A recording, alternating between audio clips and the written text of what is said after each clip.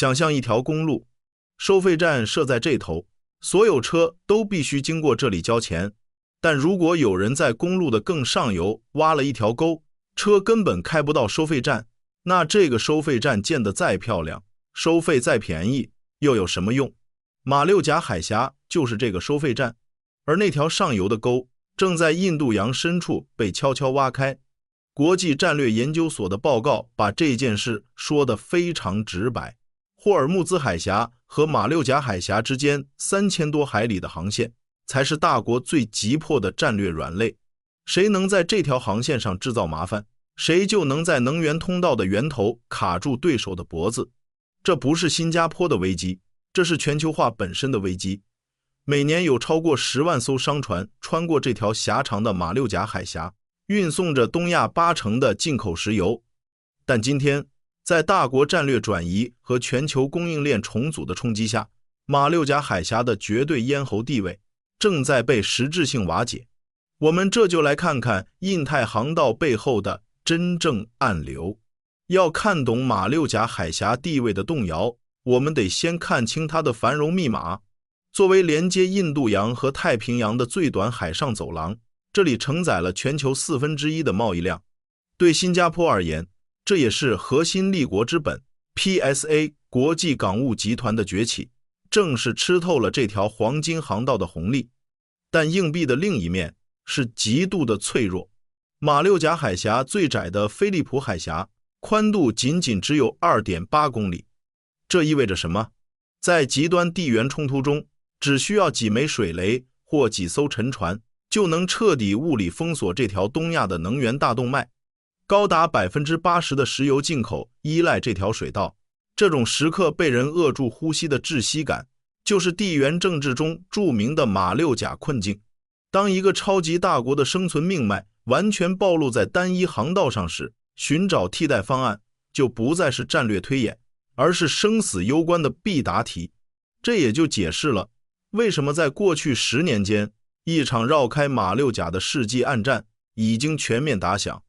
而第一个被摆上台面的就是那个炒作了无数遍的克拉运河。每当讨论马六甲的替代方案，总有人会把泰国的克拉运河搬出来。传言说，一旦挖通，船只就不必绕到新加坡，直接横穿中南半岛。但从专业的地缘经济视角来看，这在目前完全是个海市蜃楼。我们来算一笔账，开凿克拉运河的保守成本在300亿美元以上，但它只能缩短大约1200公里的航程，最多节省2到3天时间。对于现代远洋航运来说，这点时间省下的燃油费根本填不平高昂的运河通行费。更大的阻碍在于，没有任何一个大国会把能源命脉交到一个存在分离主义风险的断层线上。所以克拉运河不是真正的威胁。马六甲真正的海上分流者在南边，印尼的巽他海峡和龙目海峡。马六甲海峡有一个致命的物理缺陷，那就是水太浅，平均深度只有25米左右。满载的30万吨级超大型油轮通过时极易搁浅，而战略核潜艇如果想在这里隐蔽潜航，更是天方夜谭。相比之下，龙目海峡水深超过1000米，它不仅是巨型能源船只的完美通道，更是印太战略中美澳等国调动水下核力量的隐秘走廊。随着全球船舶不断大型化，这种基于自然水文条件的物理分流正在实质性地削弱马六甲的绝对垄断。但这还只是海上的博弈，真正对马六甲造成威胁的是大国在陆地上的动作。如果说深水海峡的分流只是物理层面的削弱，那么大国在陆地上的基建狂飙则是对马六甲战略地位的釜底抽薪。既然把鸡蛋放在同一个篮子里随时会被打碎，最直接的解法就是把海路变成陆路。过去10几年，3条避开马六甲的超级能源走廊已经悄然成型。第一条，中缅油气管道。中东的油轮直接在印度洋的缅甸皎漂港卸货，通过管道直通中国西南，在地理上完全绕开了马六甲。第二条，中巴经济走廊的起点瓜达尔港，这里距离波斯湾仅400公里，一旦配套铁路和管道全线贯通，中东石油的运输距离将被缩短 85% 以上。第3条则是向北看，中俄多条千万吨级油气管道的全面供气。这3条陆上大动脉的战略意义在于，它们共同构筑了一条能源生存底线。在和平时期，马六甲依然是最经济的商业航道，但在极端博弈的战时状态下，大国已经有了不被一剑封喉的底气。当非走不可变成了可以绕路，马六甲海峡作为地缘筹码的威慑力就已经大打折扣了。与此同时，美国的地缘战略也在发生位移。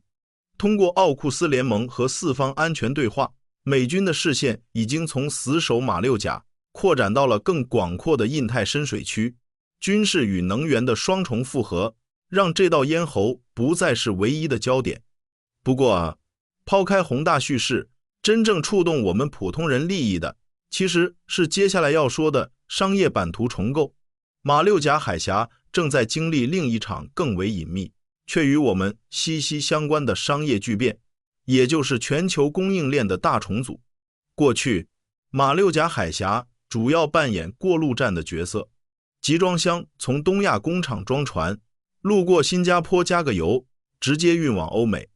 但现在，随着有岸外包和跨国企业分散风险的策略，东南亚正在快速承接制造业转移，大量的高端制造、半导体封测和新能源产业链密集落地马来西亚、越南和印尼。这意味着马六甲海峡的功能正在从单一的全球过境通道演变成区域生产制造的集散网络，船只不再只是路过，而是要在东南亚各个港口之间频繁卸货、组装、再出口。这对高度依赖中转贸易的新加坡来说是实打实的危机，但更是转机。如果继续只做单纯的中转站，必然会被边缘化。这就是为什么新加坡政府要豪掷超过200亿新币，填海造陆，打造全自动化的大式巨型港口。到2040年全面建成时，它将成为全球最大的全自动化港口。新加坡的战略意图非常清晰，既然马六甲不再是唯一的咽喉，那我就用极致的物流效率和深度的供应链金融服务，把整个东南亚的制造业产能死死绑定在自己身上，从收过路费到做整个区域的供应链大脑，这是应对航道变局的最强阳谋。总结一下，马六甲海峡并没有走向衰败，但它单点垄断亚洲经济命门的时代确实已经画上了句号。大国的陆路能源对冲、深水航道的自然分流，以及东南亚本土制造业的强劲崛起，正在彻底重塑印太地区的财富版图。对于生活在新加坡和东南亚的我们来说，这种变局是一把双刃剑。